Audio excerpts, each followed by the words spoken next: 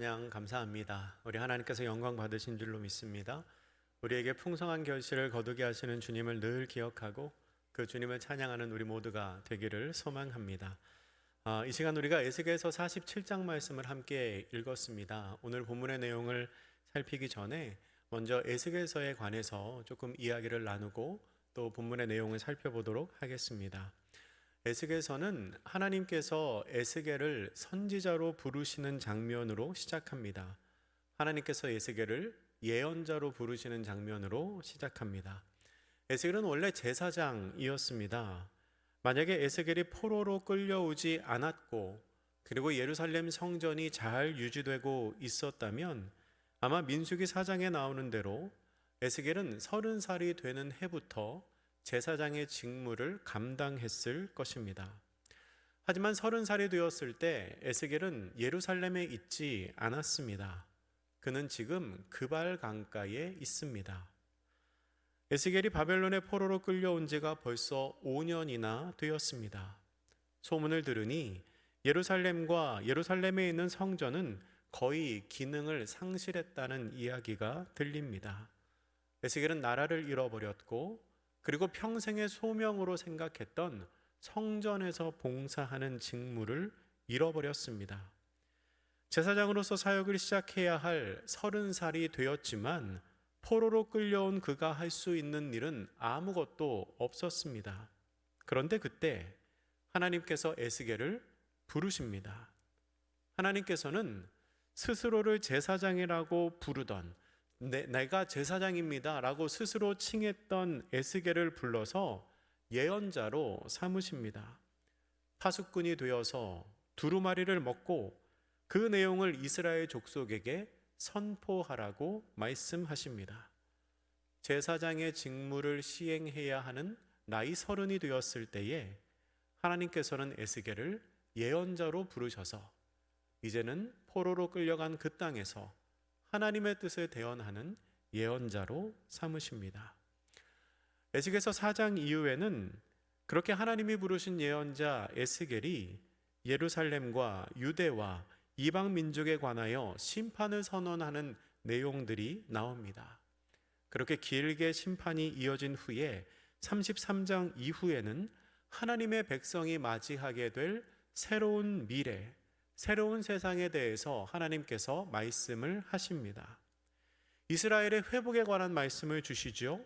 새 영과 새 마음을 주어서 너희의 굳은 마음을 제하고 부드러운 마음을 주시겠다는 말씀을 에스겔서 36장에서 하십니다. 그리고 그 뒤에 나오는 37장에는 우리가 잘 아는 마른 뼈가 다시 살아나는 환상을 하나님께서 보여주십니다. 그리고 나서 40장부터는 하나님께서 에스겔에게 새 성전에 대한 환상을 보여주십니다. 장차 회복된 이스라엘이 거하게 될 새 성전, 새 성전에 대한 환상을 보여주시는데요. 우리 그 시작 장면을 같이 한번 보겠습니다. 40장 1절부터 3절까지의 말씀을 앞에 화면을 보시면서 같이 읽겠습니다. 시작. 우리가 사로잡힌 지 25째 해 성이 함락된 후 14째 해 첫째 달 10째 날에 곧 그날에 여호와의 권능이 내게 임하여 나를 데리고 이스라엘 땅으로 가시되 하나님의 이상 중에 나를 데리고 이스라엘 땅에 이르러 나를 매우 높은 산 위에 내려 놓으시는데 거기에서 나무로 향하여 성읍 형상 같은 것이 있더라. 나를 데리시고 거기에 이르시니 모양이 놋같이 빛난 사람 하나가 손에 삼줄과 측량하는 장대를 가지고 문에 서 있더니. 아멘. 여호와의 권능이 에스겔을 데리고 이스라엘 땅으로 갑니다. 그리고 매우 높은 산 위에 내려놓습니다. 아래를 내려다보니 성읍 형상이 있습니다. 에스겔을 데리고 갔던 그 사람은 손에 측량하는 장대를 가지고 문 앞에 서 있습니다. 하나님께서는 환상 중에 에스겔을 이스라엘 땅으로 인도를 하셔서 성읍의 형상을 보게 하십니다. 그리고 그 본 것을 이스라엘 족속에게 전하라고 하십니다. 40장 4절은 이렇게 기록합니다. 그 사람이 내게 이르되 인자야 내가 내게 보이는 그것을 눈으로 보고 귀로 들으며 내 마음으로 생각할지어다. 내가 이것을 내게 보이려고 이리로 데리고 왔나니 너는 본 것을 다 이스라엘 족속에게 전할지어다 하더라. 아멘. 지금 보고 있는 그것 잘 보고 나서 이스라엘 백성에게 그대로 전파하라고, 선포하라고 말씀을 하시는 겁니다. 그 후에 하나님께서는 새롭게 지어질 성전의 구석구석을 에스겔에게 보여주십니다. 성전에 대한 세밀한 묘사가 에스겔서 40장 5절 이후에 나오는데요, 바깥뜰, 안뜰, 땅의 모양, 방의 위치, 층계의 개수까지 다 설명하십니다. 그리고 그렇게 성전을 묘사하시는 장면 중에 가장 인상적인 장면이 어떤 부분이냐면 43장에 나오는 하나님의 영광이 돌아오시는 장면입니다. 하나님의 영광이 성전으로 돌아오십니다. 이 얘기를 들으면 속으로 이렇게 궁금하실 수 있을 겁니다. 하나님의 영광이 성전으로 돌아오신다고요? 그러면 그때는 하나님의 영광이 성전에 안 계신 건가요? 라고 생각하실 수 있는데요, 맞습니다. 에스겔이 환상을 볼 그때에는 하나님의 영광이 성전에 머물러 있지 않았습니다. 에스겔서 8장과 9장에서는 이스라엘의 가증한 우상 숭배를 에스겔이 고발합니다. 그렇게 우상을 숭배하고 성전을 더럽히는 이스라엘을 하나님의 영광이 떠나십니다.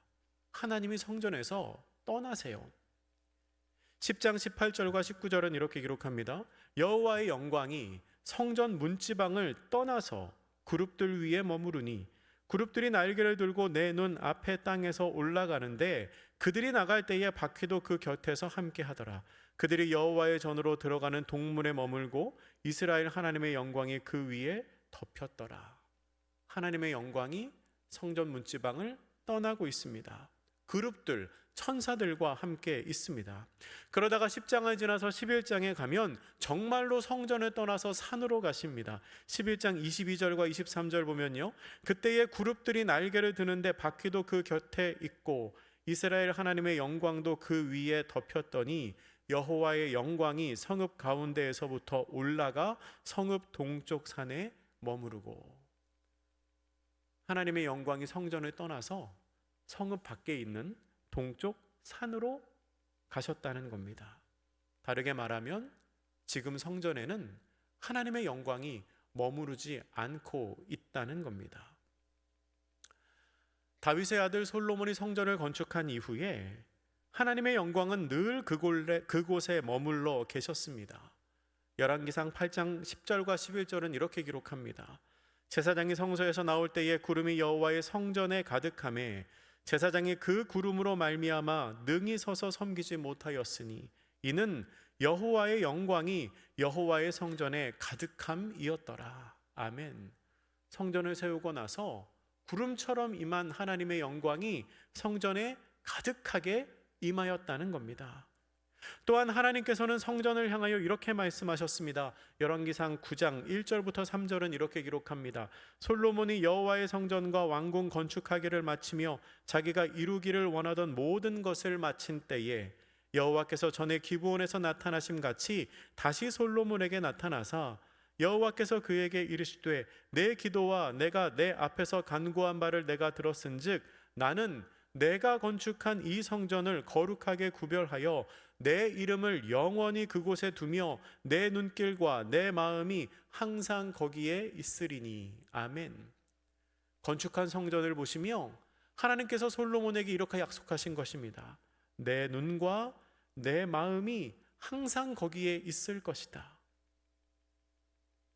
하나님께서는 성전이 건축된 후에 그 성전이 거룩하게 구별되며 그 성전에서 사람들이 제사할 때 그들의 기도를 듣고 그들의 죄를 사하고 그들의 간구함을 하나님께서 흠양하실 거라고 말씀을 하셨습니다. 그러나 성전에서 계속해서 이루어지는 우상 숭배와 이스라엘의 배역을 하나님께서 견디지 못하셔서 그 성전을 떠나신 겁니다.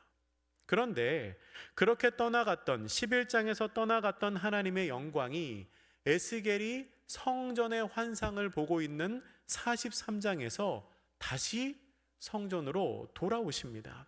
43장 1절부터 5절까지의 말씀입니다. 조금 길기는 하지만 우리 이 말씀 화면을 보면서 같이 한번 읽겠습니다. 시작. 그 후에 그가 나를 데리고 문에 이르니 곧 동쪽을 향한 문이라.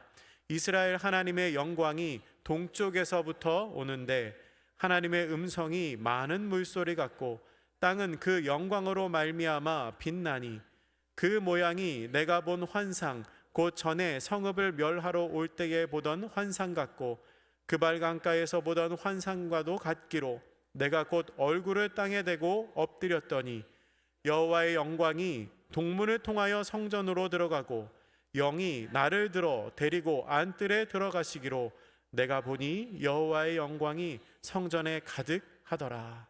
아멘.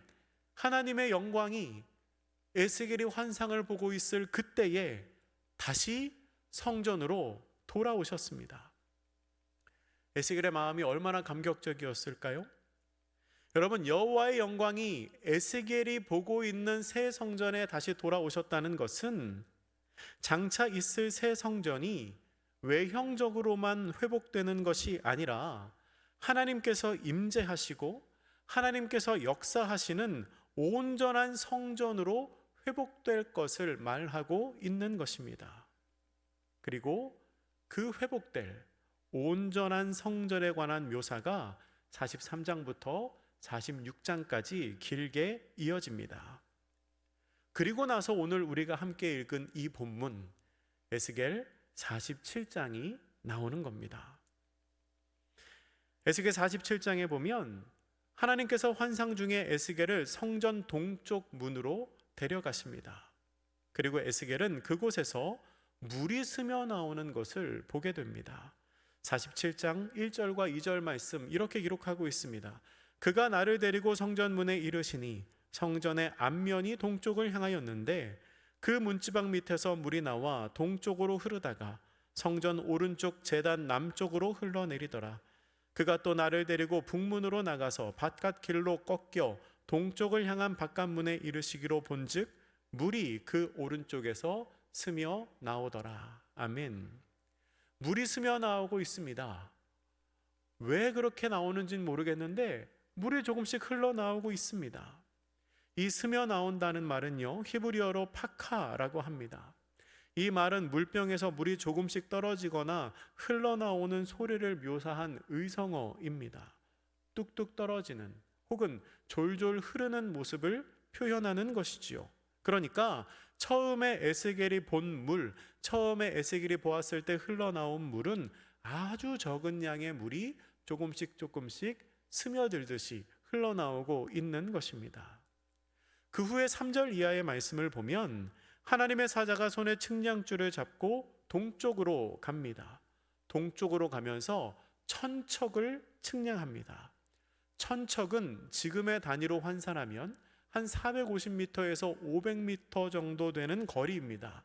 그 거리를 간 후에 에스겔에게 물을 건너보라고 합니다. 에스겔이 물을 건너보려고 하니 졸졸 흐르던 물이 어느새 발목까지 차올랐습니다. 하나님의 사자가 다시 천척을 측량하고 그러니까 500m를 더 동쪽으로 가고 그 다음에 물을 건너게 하니 이번에는 무릎까지 찹니다. 다시 500m를 가서 보니 물이 허리까지 올라왔고요. 다시 천척을 측량하고 물을 건너게 하시니 물이 건너지 못할 강이 되었습니다. 물이 얼마나 많았던지 헤엄을 칠 만한 물이 되었고 사람이 걸어서 건너지 못할 깊은 물이 되었습니다. 여러분, 이 물은 무엇을 의미하는 것일까요? 하나님께서는 왜 성전의 구석구석을 다 보여주시고 그 성전에 하나님의 영광이 돌아오는 것을 보여주신 후에 갑자기 홍수처럼 많은 물을 에스겔에게 보여주셨을까요? 이 물에 대해서 우리가 알기 위해서는 그 뒤에 나오는 본문을 보아야 합니다. 3절부터 5절까지의 말씀에서 물이 점점 많아지는 것을 기록하고 있는데요. 이후에 이렇게 많아진 물이 어떤 역할을 하는지가 나오고 있습니다. 그리고 우리는 이 물이 하는 역할을 통해서 이 물이 상징하는 바가 무엇인지를 알 수가 있습니다. 우선은 그 다음에 나오는 6절 말씀을 보니까 하나님의 사자가 에스겔에게 이렇게 말씀합니다. 그가 내게 이르시되 인자야 내가 이것을 보았느냐 하시고 나를 인도하여 강가로 돌아가게 하시기로. 아멘. 물이 점점 많아지는 것을 보았느냐? 그 작았던 물이 점점 많아져서 건널 수 없는 강이 된 것을 보았느냐라고 하나님의 사자가 묻습니다. 다 봤으면 이제는 돌아가자는 거지요. 그런데 돌아간 후에 에스겔이 뭘 봤냐면 나무를 봅니다. 본문 7절에 이렇게 기록합니다. 내가 돌아가니 강 좌우편에 나무가 심이 많더라. 올 때는 보지를 못했는데요, 강 좌우편에 나무가 심이 많이 있는 것을 봅니다. 여러분, 이 나무가 어떤 나무일까요? 이 나무에 대한 설명은 오늘 우리가 함께 읽은 본문의 제일 마지막 절인 12절에 나옵니다.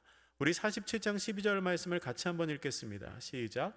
강 좌우가에는 각종 먹을 과실나무가 자라서 그 잎이 시들지 아니하며 열매가 끊이지 아니하고 달마다 새 열매를 맺으리니 그 물이 성소를 통하여 나옴이라. 그 열매는 먹을 만하고 그 잎사귀는 약재료가 되리라. 아멘. 그 나무는요, 각종 과실나무로 사시사철 잎이 시들지 않고 열매가 끊이지 않는 나무입니다. 성소에서 나오는 물로 인하여 성장하는 나무이기에 열매는 너무나 맛이 있고 잎사귀는 약재료로 쓰이는 나무입니다. 여러분, 혹시 이 나무에 대한 설명을 보시면서 연상되는 장면이 없으신가요? 이 설명을 보면 자연스럽게 떠오르는 장면이 하나 있습니다. 그게 뭐냐면 우리가 새하늘과 새 땅에서 보게 될 생명나무입니다. 요한계시록 22장에 보면 새하늘과 새 땅에 관한 묘사가 나오는데요, 그 요한계시록 22장 1절과 2절은 이렇게 기록합니다. 또 그가 수정같이 맑은 생명수의 강을 내게 보이니 하나님과 및 어린 양의 보좌로부터 나와서 길 가운데로 흐르더라. 강 좌우에 생명나무가 있어 12가지 열매를 맺되 달마다 그 열매를 맺고 그 나무 잎사귀들은 만국을 치료하기 위하여 있더라. 아멘. 여러분, 이 나무가 에스겔서 47장에 나오는 그 나무랑 똑같은 나무 아닙니까? 달마다 열매를 맺고 잎사귀는 치료제로 쓰이는 그 나무 아닙니까? 요한계시록을 기록한 사도 요한은 주후 1세기의 사람입니다. 그리고 에스겔은 주전 6세기의 사람이지요. 약 600년의 시차가 있습니다. 그런데 이 두 사람은 환상 중에 똑같은 나무를 보았습니다.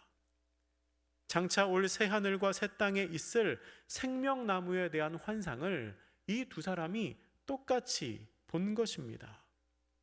너무나 신비롭지 않습니까? 사도 요한은요, 에스겔이 본 것과 똑같은 달마다 새로운 열매를 맺고 잎사귀는 치료제로 쓰이는 생명나무를 환상 중에 보았다는 겁니다. 여러분, 이 생명나무는 하나님의 영원한 생명과 구원을 상징합니다.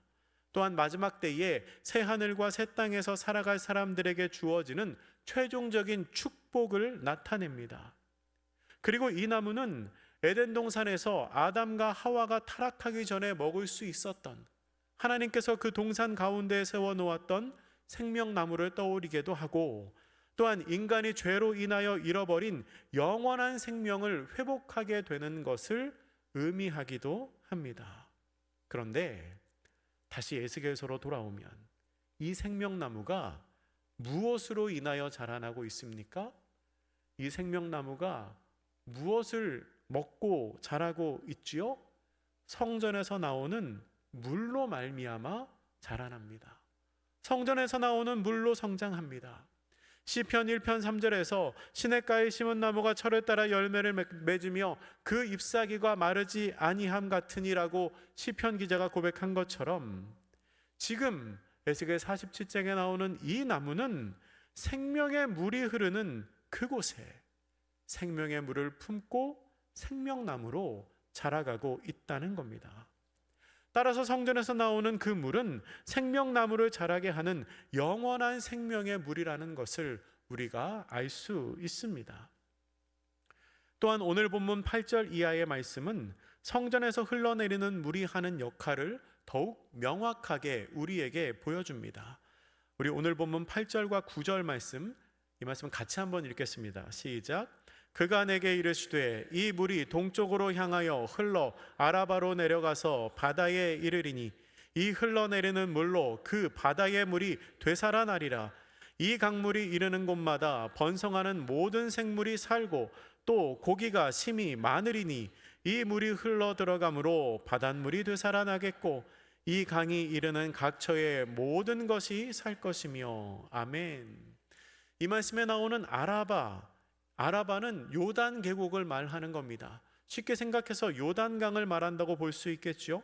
이 물이 요단 계곡을 흘러서 바다에 이른다라고 말합니다. 여기에서 말하는 바다는 사해, 염해, 사해 바다를 말하는 것입니다. 여러분, 우리가 많이 들어서 아는 것처럼 염해는 바닷물보다도 염분 농도가 더 높습니다. 아무런 생명체도 살 수가 없는 곳이지요.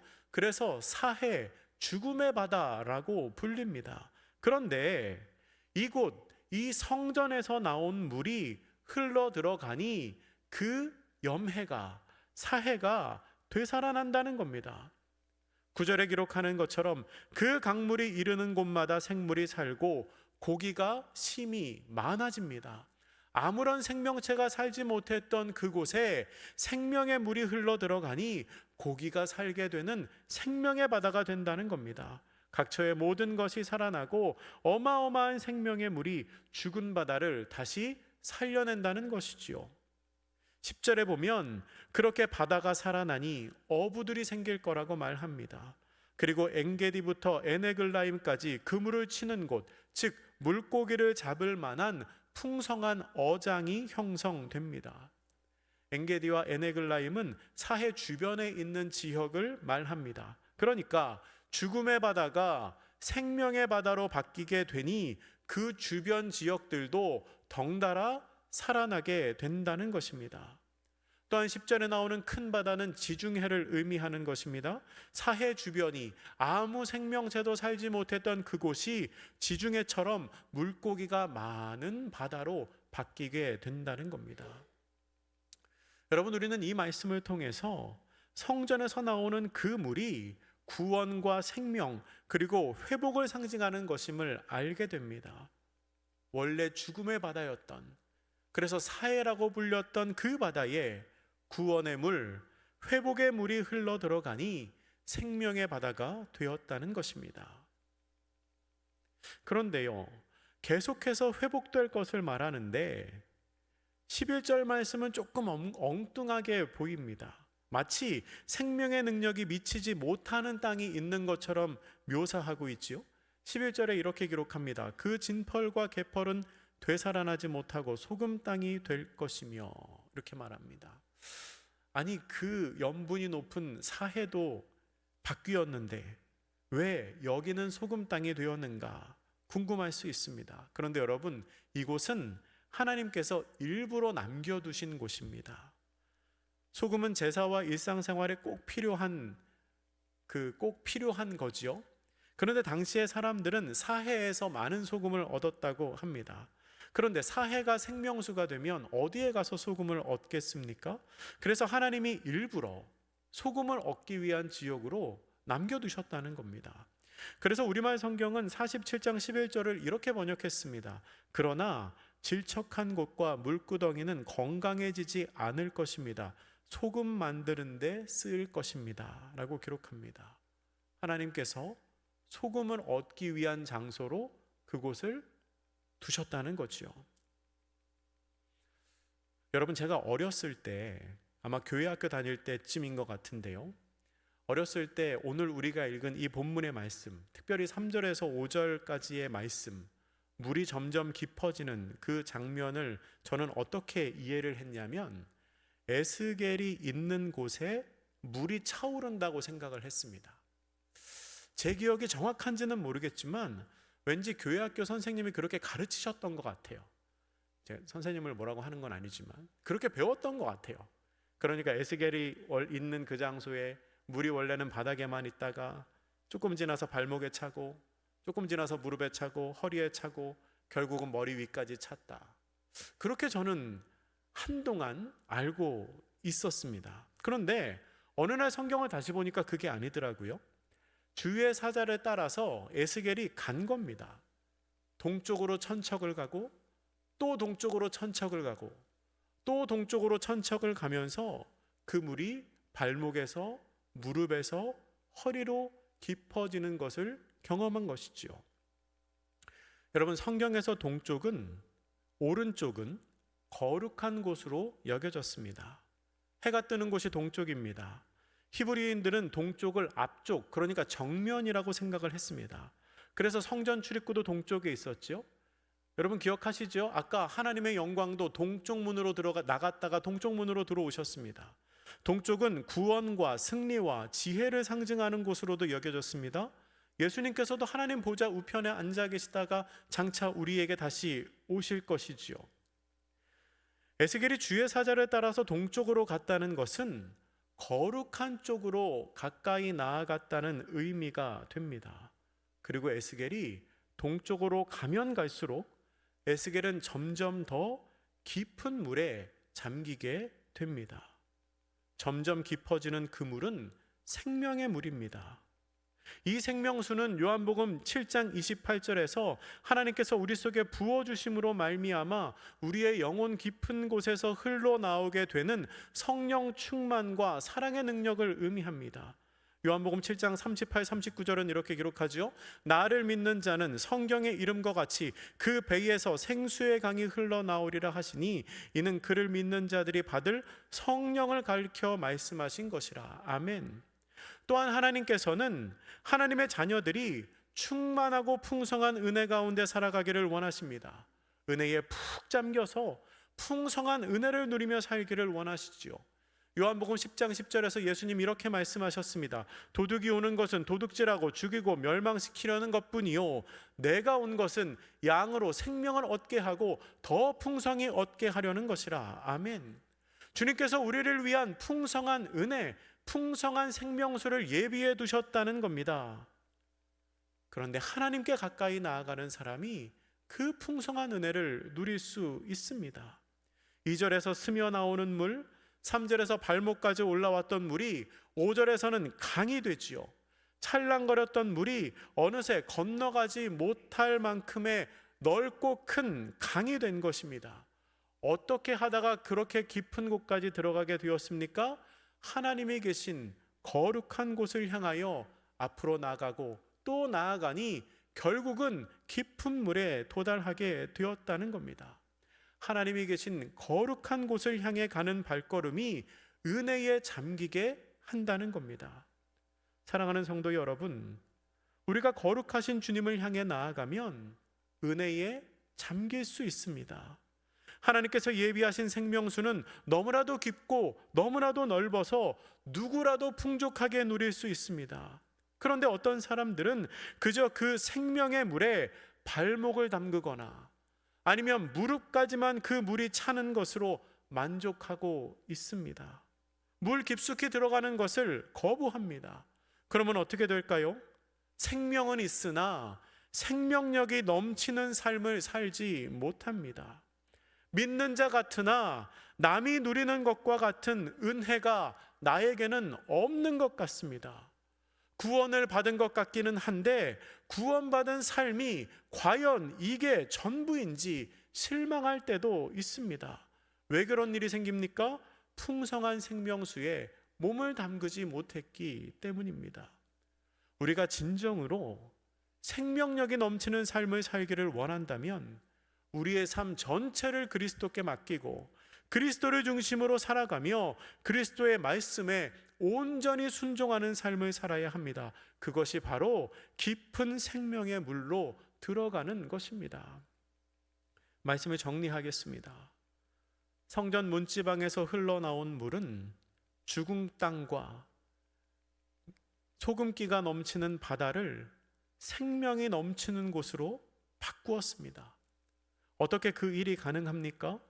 구원과 생명의 능력이 그 물 안에 있기 때문입니다. 성전 문지방에서 흘러나온 물이 죽은 바다를 살리고 만물을 풍성하게 만든다는 것은 하나님께서 생명의 근원이 되신다는 것을 우리에게 알려줍니다. 생명의 주인이시며 창조의 주권자이신 하나님께서 은혜를 베푸시면 사해와 같이 아무런 희망이 없는 곳에서도 새 생명의 역사, 풍성한 열매의 역사가 맺혀집니다. 여러분, 우리의 삶은 어떻습니까?